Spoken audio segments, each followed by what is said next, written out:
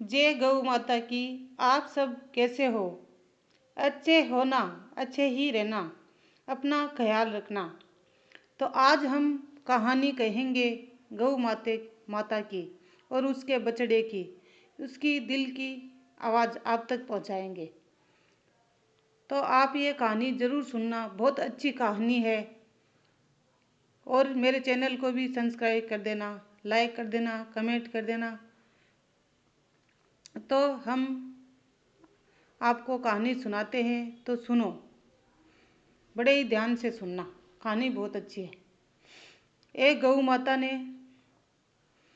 गौ माता अपने बच्चे को जन्म देती है, बछड़े को, और उसका मालिक उसे खूंटे से बांध देता है। गौ माता अपने बछड़े को जन्म देती है और मालिक उस बछड़े को दूध नहीं पीने देता। तो बछड़ा अपनी माँ की तरफ देख के उससे सवाल करता है, हे माँ, तूने मुझे जन्म दिया, ये दूध क्या मेरे लिए नहीं है? मुझे तुम दूध नहीं पिला रही हो। ये बात सुन के गौ माता के आंख में आंसू आ जाते हैं और गौ माता कहती है, मैं तुम्हें क्या सुनाऊं? एक दिन तुम्हारे खुद के समझ में ये बात जरूर आ जाएगी कि मैं तुम्हें दूध क्यों नहीं पिला सकती। मैं बेबस हूँ, मैं खूंटे से बनी हूँ, तुम भी खूंटे से बने हो। मालिक दूध पिलाएगा तभी तुम दूध पियोगे। मेरे हाथ में नहीं है कि मैं तुम्हें दूध पिला दूँ बच्चा। ये कहकर गौ माता रोने लगती है। तो बछड़ा के कुछ समझ में नहीं आता, दोनों आपस में बतलाते हैं और खड़े रहते हैं।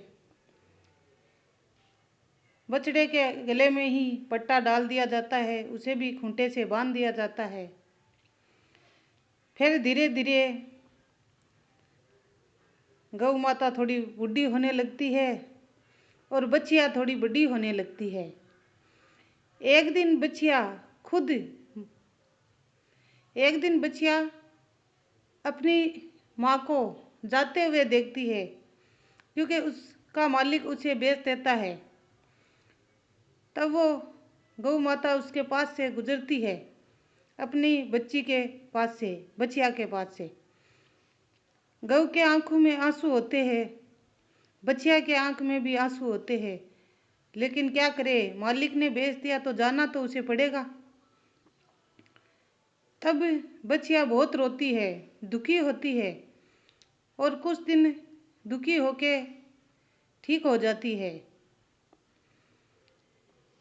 तब वो बड़ी हो गई और एक दिन खुद माँ बन गई। वही मालिक उसको अलग खूंटे से बांध दिया, उसके बछिया के पट्टा गले में डाल दिया, उसको अलग खूंटे से बांध दिया। तब उसका बच्चा भी ये सवाल करता है, हे माँ, तूने मुझे जन्म दिया, तेरा दूध क्या मेरे लिए नहीं है? मुझे क्यों नहीं दूध पिला रही हो? तब उस बच्चिया को अपनी माँ की याद आती है और उसकी कही हुई बात याद आती है, और उस बच्चिया जो खुद माता बन गई है, उसके आंखों में भी पानी आ जाता है ये बात सुनकर। और वो कहती है, सब हमारे मालिक के हाथ में है, क्या करूं, दूध नहीं पिला सकती। मैं खूंटे से बनी हूँ, तू खूंटे से बना है। अरे हम नहीं बने, ये इंसान भी बना है। ये इस दुनिया की मोह माया से बंधा है। अगर थोड़ा सा मोह माया कम हो जाए तो ये सोच ले कि जिस माँ ने इस बच्चे को जन्म दिया है, क्या इसे ये दूध भी नहीं पिला सकती? हम भी जानते हैं, हमें ये पालता है, पोसता है, खाना खिलाता है, पानी पिलाता है, लेकिन थोड़ा सा दूध तो मेरे बच्चे के हिस्से में भी जाना चाहिए। लेकिन ये इंसान भी बंधा है, मोह माया के मोह से बंधा हुआ है, तो हम क्या कर सकते हैं? और ऐसा कहकर गऊ जो बच्चिया थी, गऊ माता बन गई। उसके आंखों में भी पानी आ जाता है और उसकी बच्चिया की आंखों में भी पानी आ जाता है। दोनों बंधे रहते हैं। तो आप सब ऐसा मत करिए। गऊ बछिया का दूध बच्चे को पिलाइए, उसके हिस्से का दूध आप ज़रूर पिलाइए। हम जानते हैं आप लोग गऊ माता की सेवा करते हो, गऊ माता को पालते हो, उसे खाना देते हो, पानी देते हो, लेकिन उसके साथ उसके बच्चे को जब तक वो चारा खाने के लायक नहीं हो जाए तब तक उसका पेट भरने जितना दूध छोड़िए। आपको हमारी ये कहानी अच्छी लगे तो हमारे चैनल को सब्सक्राइब करिए और कहानी को आगे भी पहुंचाना, क्योंकि ये कहानी पहुंचाना बहुत ज़रूरी है। सब मालिक एक जैसे नहीं होते, लेकिन कई लोग ऐसा करते हैं। लेकिन बच्चे का हिस्से का दूध बच्चे को छोड़ना ही चाहिए, क्योंकि हम सब जानते हैं कि बच्चा जब तक बड़ा नहीं होता वो कुछ खा नहीं सकता।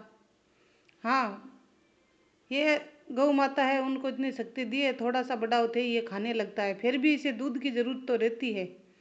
तो थोड़े दिन इसको दूध ज़रूर छोड़िए। और आप सब भी गौ माता को एक एक रोटी ज़रूर खिलाया करो। आपके घर में गाय नहीं है तो कोई बाहर की गई गौ माता को रोटी दे दिया करो, और गरम रोटी दे दिया करो, एक रोटी गरम। आपके घर में सुख संपत्ति आएगी, भगवान कृष्ण की कृपा होगी। जय गौ माता, जय गौ माता। और किसी को मेरी कहानी गलत लगी तो माफ़ी चाहती हूँ। जय गौ माता। और अच्छी लगे तो सब्सक्राइब जरूर कर देना। जय गौ माता की, जय गौ माता।